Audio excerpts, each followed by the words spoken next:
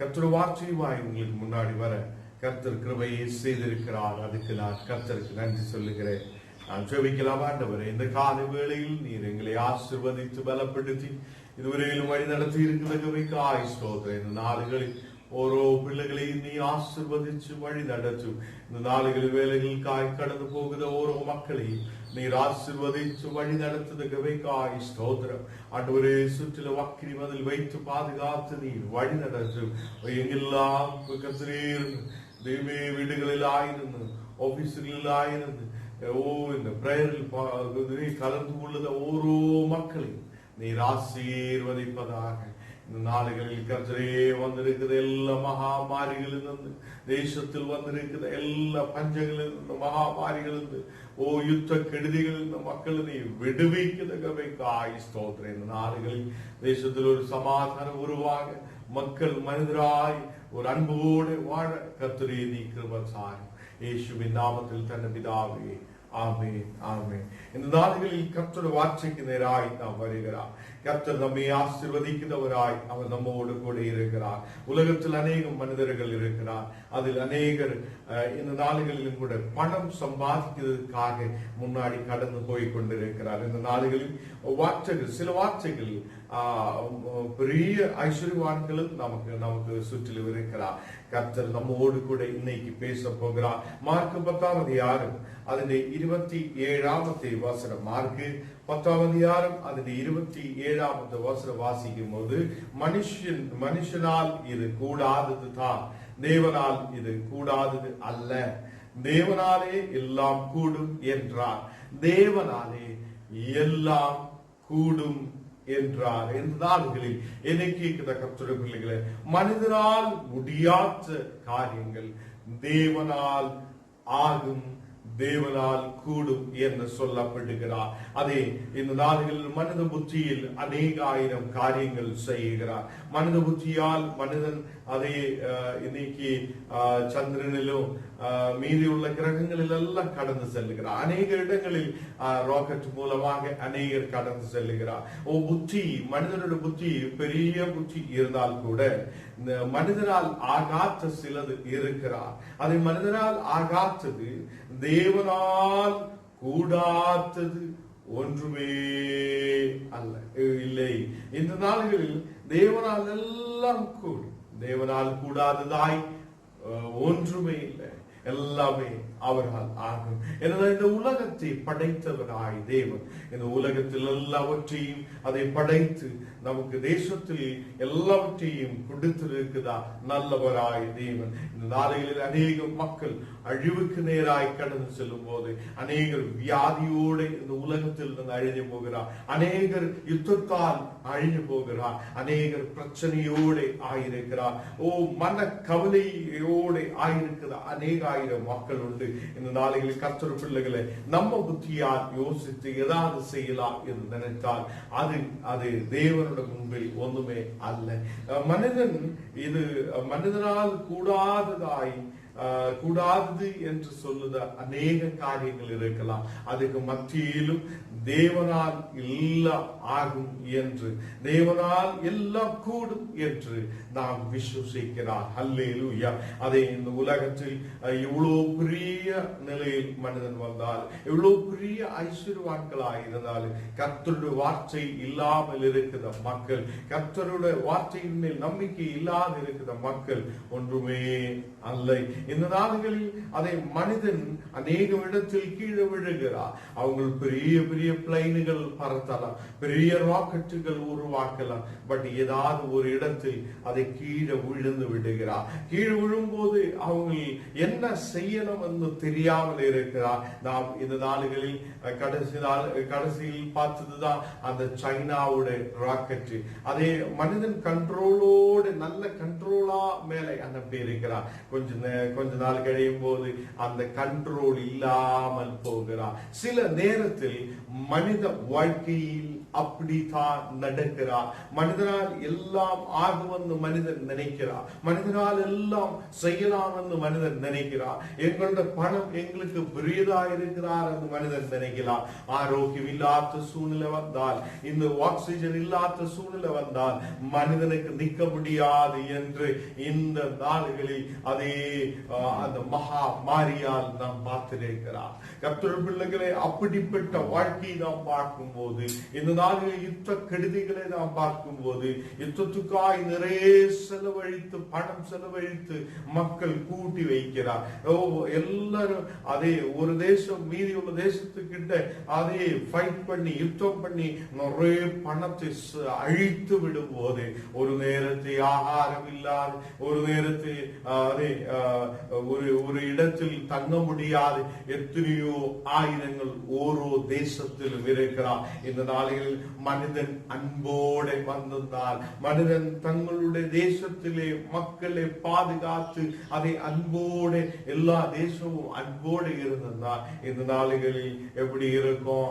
இந்த உலகத்தில் ஒரு பெரிய மாற்றத்தை கொண்டு வர முடியும். இந்த நாளிகளில் மனிதன் பொறாமையால் யுத்தம் செய்கிறார். மனிதன் பொறாமையால் அதை அழிவுக்கு நேராய் கடந்து செல்லுகிறார். மனிதனுடைய வாழ்க்கை அப்படி இந்த உலகத்தில் நாசமாய் கொண்டிருக்கிறார். அவர்கள் நினைக்கிறார் அதே நாம் இந்த உலகத்தில் ஏதோ நேடி இருக்கிறார், இந்த உலகத்தில் நாம் எல்லாவற்றையும் பிடித்து அடக்கி இருக்கிறார். இந்த உலகத்தில சொத்தோ, இந்த உலகத்திலே நிலங்களோ, இந்த உலகத்தில தேசங்களோ, இந்த உலகத்தில ஒன்றும் நமக்கு அதை சாஸ்வதமாய் அல்ல, என்றைக்கு நிலைத்து நிற்கிறது அல்ல. அல்லேலூயா. அதை கிறிஸ்துவராய் இருக்கிற நாம் ஒவ்வொருத்தரும் நம்பிக்கை வைக்கிறார். இந்த தேசத்தில் நாம் பரதேசிகளாய் இருக்கிறார். இந்த தேசத்தில் நாம் கொஞ்ச நாளத்திற்காய் இருக்கிறார். இந்த நாளில் கர்த்தருடைய பிள்ளைகளே, மனிதனால் இது கூடாதது என்று நினைக்கிற இடத்தில் தேவனால் எல்லாம் ஆகும் என்று கர்த்தர் சொல்லுகிறார். அல்லேலூயா. அதை இந்த கீழே வாசிக்கும் போது, ஐஸ்வர்யவான் தேவனுடைய ராஜ்யத்தில் பிரவேசிப்பதை பார்க்கிலும் ஒட்டகமானது ஊசியின் காதிலே நுழைவது எளிதாய் இருக்கும் என்றார். இந்த நாளில் இயேசு அதை இருக்கிற எல்லா மக்களையும் பார்த்து சொல்லுகிறார், அதை ஐஸ்வர்யவான்கள் தேவனுடைய ராஜ்யத்தில் பிரவேசிப்பதை பார்க்கிலும் ஒட்டகமானது ஊசியின் காதிலே நுழைவது எவ்வளோ எளிதாய் இருக்கும். அல்லேலூயா. இந்த நாடுகளில் ஐஸ்வர்யவான்களாய் இருக்குதா அநேக மக்கள். சில பேர் சொல்லுவோம், ஐஸ்வர்யவான்கள் ஏன் அவங்க பரிசுத்தவான்கள் அல்லையா? ஐஸ்வர்யவான்கள் அவங்க ஏன் பரலோகத்தில் போக மாட்டேன்னு சொல்லுகிறார்? தேவனுடைய ராஜ்யத்தில் ஏன் அந்த ஐஸ்வர்யவான்கள் வரமாட்டே என்று சொல்லுகிறார்? அதை இயேசு இந்த வார்த்தை எடுத்து பேசுகிறார். ஐஸ்வர்யவான்களாய் இருக்குதா மக்களுக்கு சில குறைகள் இருக்கிறார். சில குறைகள் ஐஸ்வர்யவான்களுக்கு இருக்கிறார். இந்த நாடுகளில் நமக்கு தெரியும், அநேக ஊழியக்காரர் வெட்டுக்கு கீழையும் அநேக ஊழியக்காரர் வீட்டுக்குள்ளையும் அதை எங்கெங்கெல்லாம் பணம் வைக்க முடியுமோ அங்கெல்லாம் பணத்தை வைத்து அவங்க பிரசங்கம் பண்ணுகிறார். இந்த வார்த்தை ஐஸ்வர்யவான்கள் தேவனுடைய ராஜ்யத்தில் பிரவேசிப்பதை பார்க்கிலும் ஒட்டகமானது ஊசியின் அதை காதிலே நுழைவது எளிதாயிருக்கும் என்று பிரசங்கம் பண்ணுகிறார். இந்த நாடுகளில் அநேக ஆயிரங்களுடைய மனது அந்த பணத்துக்கு நேராய் கடந்து செல்லுகிறார், அந்த ஐஸ்வர்யத்துக்கு நேராய் கடந்து செல்லுகிறார். அதை கர்த்தருக்கு கொடுக்க வேண்டிய கனத்தை விட்டு கர்த்தர் சொல்ற வார்த்தைக்கு கீழ்ப்படாமல் அவங்க ஐஸ்வர்யத்துக்கு பின்னாடியே போகுவார்.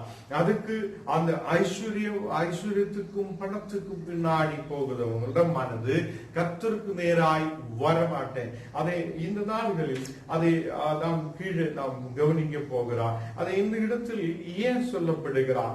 ஒட்டகமானது ஊசி, அதை ஒரு நாள் ஊசியோட காதின் மேல் ஒட்டகத்துக்கு நுழைய முடியாது.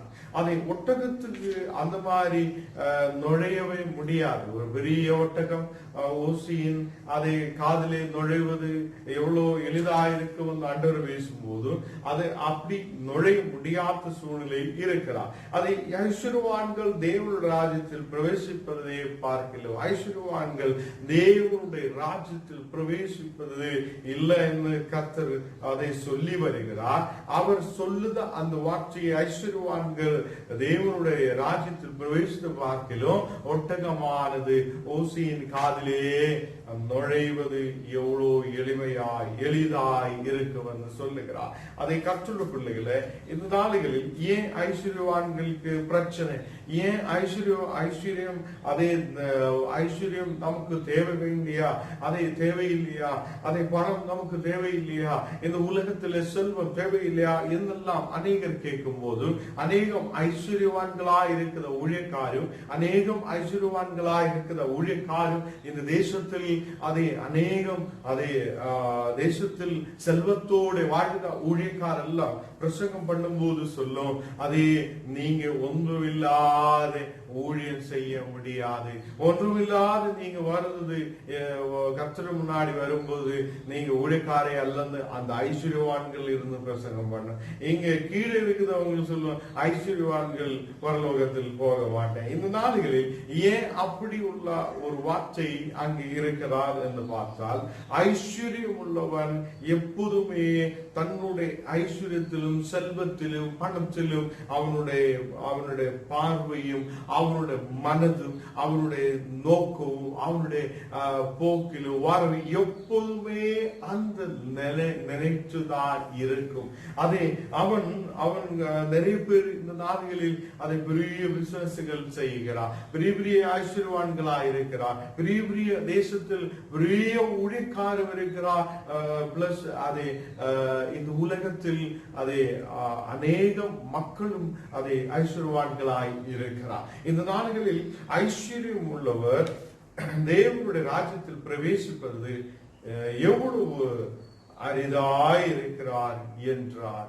இங்கே 23வது வசனத்தில் தேவன் கர்த்தர் சொல்லுகிறார், அதை ஐஸ்வர்யம் உள்ளவர் தேவனுடைய ராஜ்யத்தில் பிரவேசிப்பது எவ்வளவோ அரிதாய் இருக்கிறார் என்றார். இந்த நாடுகளில் காலையிலிருந்து கேட்கிற கர்த்தர் பிள்ளைகளை, தேவனுடைய ராஜ்யத்தில் பிரவேசிப்பது ஐஸ்வர்யவான்களுக்கு எவ்வளவு அரிதாய் இருக்கிறார் என்று இயேசு ஏன் சொல்லப்படுகிறார்? கீழே நாம் வாசிக்கும் போது, ஐஸ்வர்யத்தின் மேல் நம்பிக்கையாய் இருக்கிறவர்கள் தேவனுடைய ராஜ்யத்தில் பிரவேசிப்பது எவ்வளோ அரிதாய் இருக்கும்.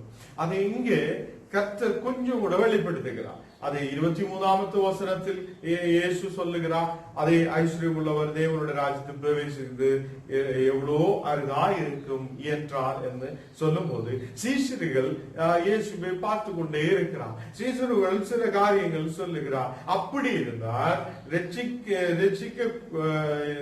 ரட்சிப்புக்குள்ள யாரும் தங்களை ஒப்பு கொடுத்து யாரும் வர மாட்டேன். சோ அப்படி இங்கே சொல்லப்படுது, ஐஸ்வர்யவான்கள் தேவனுடைய ராஜ்யத்தில் கடந்து செல்ல மாட்டேன்னா அவங்களோட மனதுக்குள்ள பேச ஆரம்பிக்கிறார். அப்படியானால் யார் ரட்சிக்க கூடும் என்று வேதத்தில் சொல்லுகிறார். அது இங்கே அவங்களே நினைக்கிறார். அப்படி இருந்தால் யார் ரட்சிக்க கூடும்? அப்படி இருந்தால் இந்த உலகத்தில் யார் ஆண்டவரே ரட்சிக்க கூடும் என்று அவங்க மனதுக்குள்ள பேசுகிறார், சொல்லுகிறார். அதை கர்த்தர் கொஞ்சம் கூட விளக்கமாய் சொல்லுகிறார். ஐஸ்வர்யம் உள்ளவர், ஐஸ்வர்யத்தின் மேல் நம்பிக்கையாய் இருக்கிறவர் தேவனுடைய ராஜ்யத்தில் பிரவேசிக்க மாட்டேன். நம்பிக்கை, உன்னோட ஐஸ்வர்யம் இருக்கிறது ப்ராப்ளம், நல்ல பிரசங்கம் பண்ணது. கர்த்தரோட வார்த்தைக்கு நேராய் பார்க்கும் போது ஐஸ்வர்யத்தின் மேல் நம்பிக்கையாய் இருக்கிறவங்கள், இந்த நாடுகளில் அநேகருக்கு ஐஸ்வர்யம் இருக்கலாம். சில பேர் அப்படி இருக்கிறார், ஐஸ்வர்யம் அவங்களுக்கு இருக்கிறார், ஐஸ்வர்யத்தோடு வாழ்கிறார், பணத்தோட செல்வத்தோடு இருக்கிற மக்கள் அநேக ஆயிரங்கள் தேவனுக்கு என்று சொல்லி அநேகர் கொடுக்கிறவங்க இருக்கிறார். இந்த நாடுகளில் ஊழியக்காருக்காக அநேகர் அதை உதவி செய்து அவங்களை மேல கொண்டு வருத அநேக ஆயிரங்கள் இருக்கிறார். ஐஸ்வர்யவான்கள் இந்த நாடுகளில் ஒப்பு கொடுத்து, தங்களே ஒப்பு கொடுத்து கர்த்தருடைய சபையை கெட்டுவதற்காக அநேகர் முன்னாடி முன்னாடி வந்து கொண்டிருக்கிறார். அதே அவங்களுக்கு கிடைக்கிறதிலிருந்து ஒரு பெரிய பங்கு கர்த்தருக்காய் கொடுக்கிற மக்கள் இருக்கிறார். அதை அப்படிப்பட்ட ஒரு சூழ்நிலையில் இருக்கிறவங்களும் இருக்கிறார். அதே இங்க இயேசு ஏன் அப்படி சொல்லுகிறார்?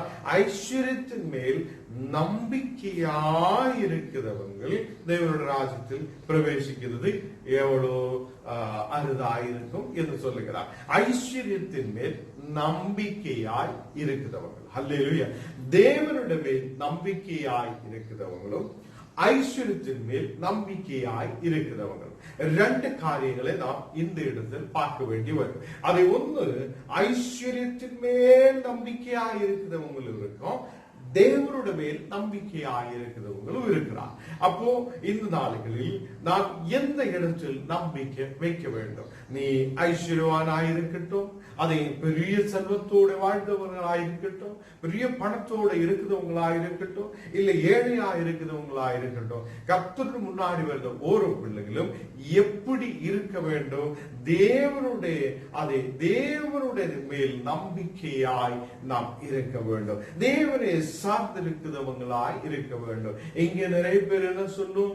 அதை அந்த ஐஸ்வர்யத்தின் மேல் நம்பிக்கையாய் இருக்கிறவங்க, எங்களால் எல்லாம் சாதிக்க முடியும், நாங்க தான் இந்த உலகத்தில் எல்லாமே, எங்களுக்கு பணம் இருக்கிறார், நாங்க எல்லாமே சாதிக்க முடியும் என்று சொல்லி, நமக்கு தெரியும் இந்த நாடுகளில் அநேகம் பெரிய பெரிய பிசினஸ் மேன்கள் பாரதத்தில் இந்தியாவில் இருந்து ஓடி போயிருக்கிறார். அவங்க அதை இங்கு நிறைய இந்த வியாதி பரவும் போது அவங்களுக்கு பணம் இருக்கிறதுனால அவங்க பெரிய பெரிய பிசினஸ் மேன்கள், பெரிய பெரிய ஆளுகள் அவங்க என்ன பண்ணி தனித்தனியா விமானங்கள் புக் பண்ணி அவங்க நேர பறந்து மீறி உள்ள தேசங்களிലേക്ക് போயிருக்கிறார். இந்த நாளைக்கு கர்த்தர் பிள்ளைகளை, இப்படிப்பட்ட சூழ்நிலை தனவான்கள் அதை எப்பவுமே அந்த ஐஸ்வர்யவான்கள் எப்பவுமே அந்த மாதிரி இருக்குதா?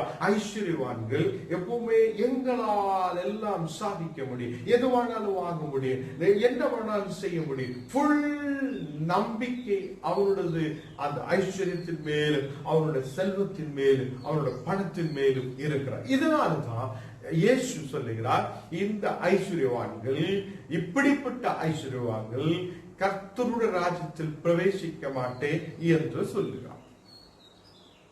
இப்போ அநேகர் பிரசங்கம் பண்ணும் போது, அநேகம் பாஸ்டர்மாரை பார்க்கும் போது, அநேகம் நல்ல செல்வத்தோடு வாழ்ந்த பாஸ்டர்மாரை எல்லாம் பார்க்கும் போது நிறைய விசுவாசிகள் சொல்லும், ஐயா நீங்க எல்லாவற்றையும் விற்று நீங்க தரித்திரருக்கு கொடுங்க. அதுக்கு அர்த்தம் பாஸ்டர் எல்லாமே சேர்த்து வைத்திருக்கிறார், இந்த சேர்த்து வச்ச எல்லாமே விற்று தரித்திரத்துக்கு கொடுத்து இனி அவங்க ட்ரெஸ்ஸும் இல்லாத ரோட்டை அங்கேயும் இங்கேயும் அலையணும் என்றுதான் அவங்களுடைய யோசனை. இப்படி அல்ல. தேவன் இந்த இடத்தில் வார்த்தை சொல்லி எல்லாமே விற்று அந்த பாஸ்டர், நான் பாஸ்டரோட காரியம் சொல்லுகிறான், ஒரு பாஸ்டர் இல்லைன்னா ஒரு தேவனோட ஊழியக்காரன் எல்லாமே விட்டு அது தரித்திரத்துக்கு எல்லாம் விட்டு கொடுத்ததுக்கு அப்புறம் அவங்களோட ஊழியத்தையும் கர்த்தர் கொடுத்த ஊழியங்களையும் கர்த்தர் கொடுத்த அதே அந்த ஆராதனைகளையும் எல்லாம் விட்டுட்டு அவங்க ஒரு டவல் மட்டும் கொடுத்து ரோடை இப்படி அப்படி நடக்கணும் என்றுதான் நீங்க யோசிக்குதா? அப்படி அல்ல. கர்த்தர் இந்த இடத்தில் சொல்லி இருக்கிறார். அதை கர்த்தர் சொல்லுது, ஐஸ்வர்யத்தின் மேல் உன்னோட நம்பிக்கை இருக்க கூடாது. இந்த ஐஸ்வர்யம் கொஞ்ச நாளத்துக்கு தான். இந்த ஐஸ்வர்யம் அது அழிஞ்சு விடும். இந்த ஐஸ்வர்யம் சில நாட்களில் அது இல்லாமல் போகலாம். இல்ல நீ இந்த தேசத்தில் உனக்கு அதன் மேல் நீ நம்பிக்கையா இருக்கும் போது அது உன்னை அதை நல்ல வாழ்க்கைக்குள்ள ஒரு நித்திய ஜீவனுக்குள்ளே கொண்டு வர மாட்டேன். கர்த்தருடைய நம்பிக்கை வைக்கும் போது உன்னை கர்த்தர் நித்திய ஜீவனுக்குள்ளே கொண்டு வருவார். இதுதான் ரெண்டுல உள்ள வித்தியாசம். இந்த நாள்களில் அநேகம் கர்த்தருடைய மேல் விசுவாசமாயிருக்குதா ஐஸ்வர்யவான்கள் இருக்கிறார். கர்த்தருடைய மேல் விசுவாசமாயிருக்குதா பாஸ்டர்மார்களும் ஊழியக்காரர் இருக்கிறார். அவங்க என்ன செய்கிறார்? அந்த ஐஸ்வர்யத்தை தேவனுடைய ராஜ்யத்துடைய கெட்டுப்பணிக்காய் அது செலவழிக்கிறார். தேவனுக்காக சொல்லி எல்லாவற்றையும் அவங்க செலவழித்து கர்த்தருக்காய் நிற்கிறார். அந்த மாதிரி இருக்கிற இருக்கிற மக்கள். இந்த பக்கம் நிற்கிற எப்படின்னா இந்த பணத்தின் மேலே, இந்த ஐஸ்வர்யத்தின் மேலே ஃபுல் நம்பிக்கையோடு இருக்கிற மக்கள். அது யாருக்கு கொடுக்க மாட்டேன், தரித்திரனுக்கு கொடுக்க மாட்டேன், அது யாருக்குமே விட்டு கொடுக்க மாட்டேன். அவங்களுக்கு என்று சொல்லி நாங்க எல்லாமே செய்யும், எங்களால முடியும், நாங்க பெரியவர் என்று சொல்லி ஒரு பெருமையோட வாழ்க்கை.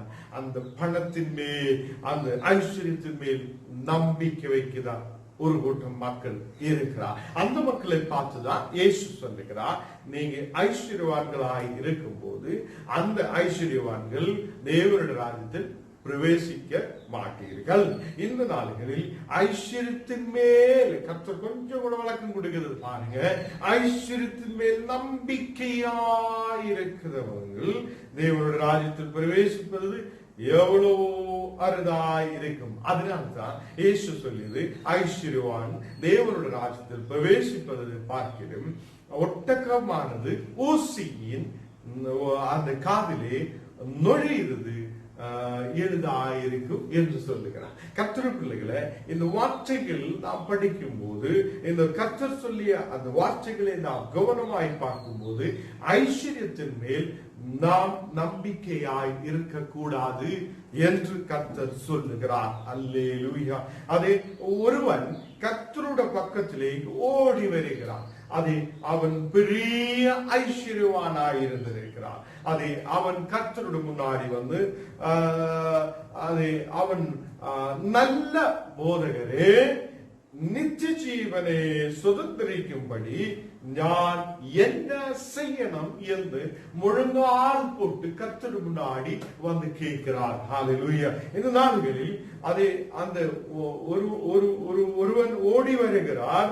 அவன் ஓடி வந்து இயேசுவின் முன்னாடி அதை வந்து அவன்கிட்ட சொல்லுகிறார், கேட்கிறார், கர்த்தரே, நான் நித்திய ஜீவனை சுதந்திரமாக்கும்படி நான் என்ன செய்யணும்? எனக்கு நித்திய ஜீவன் வேணும், பட் நான் என்ன செய்ய வேண்டும் என்று கர்த்தர்கிட்ட கேட்கிறார். அல்லேலூயா. அந்த கர்த்தர் சொல்ற ஒரு வார்த்தை அங்கே கவனமாய் நாம் பார்க்க வேண்டும். நீ என்னை நல்லவன் என்று சொல்லினேன், தேவன் அல்லாத ஒருவன் நல்லவர் இல்லையே. இந்த நாடுகள், இந்த உலகத்தில் தேவன் அல்லாதே, இந்த உலகத்தில் தேவன் அல்லாதே வேறு யார் நல்லவர் இல்லையே. அல்லேலூயா.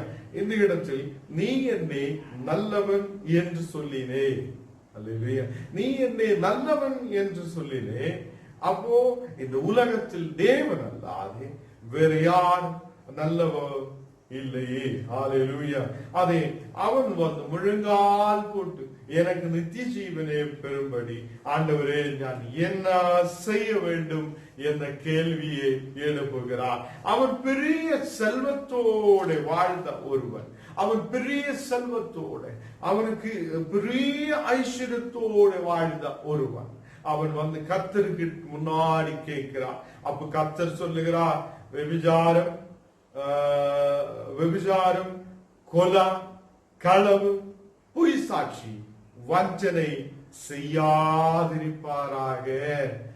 விபச்சாரம் செய்யாதிருப்பதாக, கொலை செய்யாதிருப்பதாக, களவு செய்யாதிருப்பதாக, பொய் சாட்சி சொல்லாதிருப்பதாக, வஞ்சனை உள்ளவராய் இருக்காதே என்று கர்த்தர் சொல்லும் போது, உன் தகப்பனையும் உன் தாயையும் கனம் பண்ணுவதாக என்கிற கற்பனைகளே அறிந்திருக்கிறாயே என்றார். கர்த்தர் அவர்கிட்ட சொல்லுகிறார், உனக்கு சில கற்பனைகள் கொடுத்திருக்கிறார். அந்த கற்பனைகளே நீ அதன் மேல் கவனமாயிருக்குதோ என்று கேட்கிற. என்னென்ன கற்பனை? விபச்சாரம், கொலை, களவு, பொய் சாட்சி, வஞ்சனை என்றது செய்யாதிருப்பதாகவும் உன் தகப்பனையும் தாயையும் கனம் பண்ணுவதாக என்னுள்ள அந்த கற்பனையை நீ கவனமாயிருக்குதோ என்று கர்த்தர் கேட்கும் போது அவன் சொல்லுகிறான், இவைகள் எல்லாம் நான் சிறு வயதிலே கை கொண்டு இருக்கிறார். அல்லேலூயா. அப்போ அந்த மனிதன் அந்த கர்த்தர் முன்னாடி வந்து, ஆண்டவரே நான் எப்படி நித்திய ஜீவனை பெறும்படி என்ன செய்ய வேண்டும் என்று கேட்கும் போது கர்த்தர் ஒன்றாவதாய் நித்திய ஜீவனை பெறும்படிக்கு நீ இந்த மாதிரி சில காரியங்கள் செய்யாதிருக்கட்டும் என்று சொல்லுகிறார். அல்லேலூயா. விபச்சாரம் செய்யாதிருக்கட்டும், கொலை செய்யாதிருக்கட்டும், களவு செய்யாதிருக்கட்டும், பொய் சாட்சிகள் சொல்லாதிருக்கட்டும், வஞ்சனை செய்யாதிருக்கட்டும். உன் தகப்பனையும் தாயையும் நீ கனம் பண்ணும் போது உனக்கு நித்திய ஜீவனே அடைய முடியும் என்று சொல்லுகிறான். அவன் அதை இதெல்லாம் கேட்கும் போது அவன் நினைச்சிருக்கலாம், ஓ இவ்வளவுதானே, இதெல்லாம் நான் சின்ன வயதிலே செய்து வருகிறான், அதே இந்த மாதிரி காரியங்கள் எல்லாம் நான் நல்லபடியே கை கொண்டு வந்திருக்கிறார். இயேசு கிட்ட அவன் சொல்லுகிறார், இயேசுவே நான் இவைகள் எல்லாம் நான் சிறு வயதிலே கை கொண்டு வந்திருக்கிறார். ஹல்லேலூயா. அவனுக்கு சந்தோஷமா இருக்கலாம், ஓ நான் செய்த எல்லா காரியங்களும் நல்லா இருக்குது, நான் இப்போ நல்ல ரூட்டில் தான் போயிட்டு இருக்கிறான். பட் கீழே வரும்போது கொஞ்சம் கூட கீழே நம்ம வாசிக்கும் போது சொல்லுகிறார், அவனுக்கிட்ட ஆண்டவர் அவனுக்கிட்ட அன்பு கூறுகிறார்.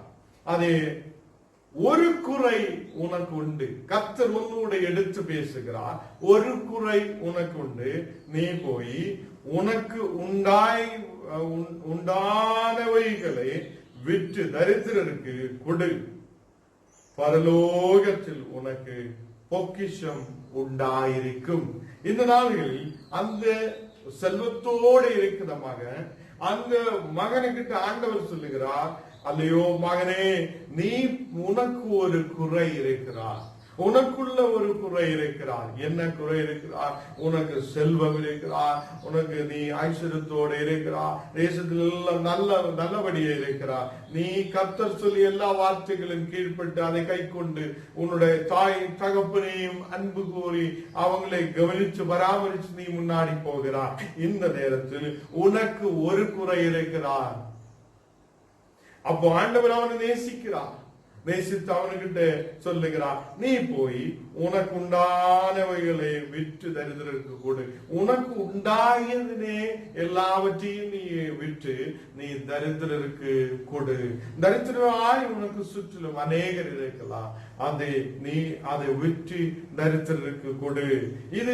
இது சொல்லும் போதே கர்த்தர் சொல்ல அடுத்த வார்த்தை, நீ தரித்திரருக்கு கொடுக்கிறவனாய் இருக்கும் போது பரலோகத்தில் உனக்கு பொக்கிஷம் உண்டாயிருக்கும். பரலோகத்தில் எனக்கு உங்களுக்கு பொக்கிஷம் உருவாகணும்னா நான் நீங்கள் தரித்திரருக்கு கொடுக்கிறவராய் இருக்க வேண்டும் என்று கர்த்தர் இந்த இடத்தில் வெளிப்படுத்துகிறார். பின்பு சிலுவை எடுத்துக்கொண்டு என்னை பின்பற்றி வா என்றார்.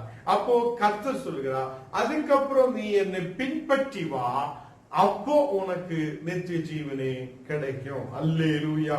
ஒன்னாவதாக கர்த்தர் நிறைய காரியங்கள் சொல்லுகிறார், இதெல்லாம் நீ கீழ்ப்படும் போது உனக்கு நித்திய ஜீவனே கிடைக்கும். இரண்டாவதாக சொல்லுகிறார், உனக்கு சில குறைகள் இருக்கிறார், அந்த குறை நீ பார்க்கட்டும், நீ போய் உனக்கு உண்டானவைகளை விற்று நீ தரித்திரருக்கு கொடுக்கணும். அது கொடுக்கும் போது உனக்கு பரலோகத்தில் பொக்கிஷங்கள் உண்டாகும். பரலோகத்தில் பொக்கிஷம் உண்டாகணும்னால் நீ தரித்திரருக்கு நீ கொடுக்கட்டும். அதுக்கு கீழே பின்பு நீ சிலுவை எடுத்துக்கொண்டு எனக்கு பின்னாலே நீ வரட்டும் என்று சொல்லுகிறார். அல்லேலூயா. 22வது வாக்கியத்தில் நாம் வாய்க்கும்போது, அவன் மிகுந்த ஆஸ்தி உள்ளவனாகியால் மனம் உடைந்து அவன் போய்விட்டார். மிகுந்த அவனுக்கு ஆஸ்தி இருந்திருக்கிறான், பெரிய அளவில் அவனுக்கு ஆஸ்தி இருந்திருக்கிறான். அந்த ஆஸ்தி உள்ளவனாய் இருக்கிறதுனால அவன் மனம் உடைந்து போய், எனக்கு உள்ளதெல்லாம் எப்படி ஞானு, எனக்கு உள்ளது நல்லா உண்டானவைகளே, எனக்கு உண்டானவைகளை நான் எப்படி எடுத்து தரித்திரருக்கு கொடுக்கும், எனக்கு உண்டானவைகளை நான் எப்படி எடுத்து தரித்திரருக்கு கொடுக்கும். ஹல்லேலூயா. அவன் மனது உடைஞ்சவனாய், அவன் இனி நித்திய ஜீவன் பெற்றிருந்தாலும் பிரச்சனை இல்லை, எனக்கு அந்த பணமும் செல்வம் என்னுள்ள அந்த ஒரு நோக்கத்தில் அவன் மனது உடைந்து போய் அவன் இயேசுவுக்கு முன்னாடி எழும்பி போய்விட்டார். அல்லேலூயா. இப்படிப்பட்ட செல்வத்தின் மேல் நம்பிக்கையாயிருக்கிற மக்கள் கிட்டதான் கர்த்தர் சொல்லுகிறார், நீங்க தேவனுடைய ராஜ்யத்தில் பிரவேசிக்க மாட்டேன். அல்லேலூயா. அதை கர்த்தருடைய வார்த்தைக்கு கீழ்பட்டு அவருடைய நம்பிக்கையாயிருக்கிறார் செல்வக்கார் அவங்களுக்கு கர்த்தருக்காய் கொடுத்து கொண்டே இருக்கும். ஊழியக்காரே இந்த தேசத்தில் உயர்த்ததுக்காக நிறைய காரியங்கள் செய்து கொண்டிருக்கும். ஊழியங்களை தாங்குவதற்காக முன்னாடி வந்து கொண்டிருக்கும். இந்த மாதிரி உள்ள காரியங்களில் தேவனுடைய எல்லா காரியங்களிலும் அவங்க கவனமாயிருக்கிறவங்களாயிருக்கும். இந்த பக்கம் இப்ப சொல்லிய மாதிரி உள்ள அதை மனது உடைந்து போய் எதுக்காக சபைக்கு கொடுக்கணும், எதுக்காக ஊழியக்காருக்கு கொடுக்கணும், எதுக்காக சபை கெட்டதுக்காக கொடுக்கணும், எதுக்கு ஊழியம் செய்ததுக்காக கொடுக்கணும் என்று சொல்லி மனம் நொந்து நொறுங்கி நீயாயிருக்கணும் எங்கில் இந்த நாடுகளில் அதை நீ நினைக்கணும். அதை ஞான் அதை அந்த செல்வத்தின் மேல் ஐஸ்வர்யத்தின் மேல் நம்பிக்கையாயிருக்கிறார். அந்த செல்வத்தின் மேல் நம்பிக்கையாயிருக்கிறார். அதனால்தான் அந்த மன உடைச்சில் தேவனுக்கு கொடுக்கிறதில் அதனால்தான் மன உடைச்சில் உனக்கு உருவாகிறார். அப்படிப்பட்டவங்கள் மன உடைச்சலோட கர்த்தருடைய வார்த்தை கீழ்ப்படாமல் ஓடிவிடுதவங்கள் தேவனுடைய ராஜ்யத்தில் பிரவேசிக்க மாட்டீர்கள். ஹல்லேலூயா. இந்த நாளில் இந்த வார்த்தைகளால் கர்த்தர் தம்மை ஆசீர்வதித்து வழி நடத்துவார். வருகிற நாட்களில் நாம் இனியும் வசனங்களை கேட்கலாம். இந்த வார்த்தைகள் உங்களை பலப்படுத்துவதாய் இருக்கும். நாம் ஜெபிக்கலாம். ஆண்டவரே, இந்த காலை வேளையில் நீர் எங்களோடு கூட பேசியதுக்காய் ஸ்தோத்திரம். உம்முடைய பிரசன்னத்தால் நிரப்பும் அப்பா. இந்த நாடுகளில் கர்த்தரே உம்முடைய தேவ மகிமையால் நிரப்பி நீர் எங்களை ஆசீர்வதியும். இந்த நாடுகளில் ஐஸ்வர்யம் எங்களுக்கு வரும்போது நாங்கள் ஐஸ்வர்யத்தோடு தேசத்தில் ஆயிருக்கும் போது கர்த்தரே உன்மேல் நம்பிக்கை உள்ளவராயிருக்க ஆண்டவரே கிருபைதார். ஊழியங்களை தாங்க, ஊழியக்காருக்காய் உதவி செய்ய தேசத்தில் கர்த்தரே உன்னுடைய ராஜ்யத்தின் கெட்டுப்பணிக்காக உன்னுடைய அநேக சபைகளை கெட்டதுக்காக நாங்கள் முன்னாடி வர ஆண்டவரே கிருபை செய்ததுக்காய் ஸ்தோத்திரம். இந்த நாடுகளில் நீர் எங்களோடு கூட பேசியதுக்காய் ஸ்தோத்திரம். ஆண்டவரே, இந்த நாடுகளிலும் கூட எல்லா மக்களையும் ஆசீர்வதிக்கும். தன்னை அந்த செல்வத்தின் மேல் பணத்தின் மேல் அந்த ஐஸ்வர்யத்தின் மேல் நம்பிக்கை உள்ளவராயிருக்காது. கர்த்தருடைய மேல் நம்பிக்கை உள்ளவராயிருக்க கர்த்தருடைய மேல் நம்பிக்கை உள்ளவராய் முன்னாடி கடந்து செல்ல ஓரோ மக்களையும் நீ கிருபை செய்து ஆசீர்வதிக்க தேவனால் எல்லாம் ஆகும் എന്നുള്ള நம்பிக்கையோடு முன்னாடி கடந்து செல்லலாம். ஆண்டவரே, இந்த நாளிலும் எல்லாம் ஆகும் நாங்கள் நம்பிக்கை வைக்கிறேன். மனிதனால் ஆகாதது தேவனால் ஆகும் என்று நம்பிக்கை வைக்கிறேன். நாளில் அநேக தேவைகளோடு ஜெபிக்கிற ஒரு மக்களையும் ஆசீர்வதி பலப்படுத்து. எல்லா பலவீனங்களும் விடுவையும் இயேசுவின் நாமத்தில் தன பிதாவே, ஆமென்.